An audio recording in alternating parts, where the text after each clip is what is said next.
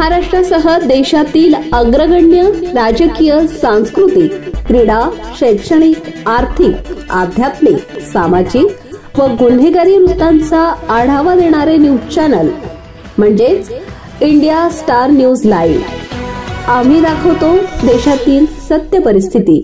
टुणकी तालुका वैजापूर जिल्हा छत्रपती संभाजीनगर विविका सोसायटी टुणकी यांची chairman vice chairman निवड झाली।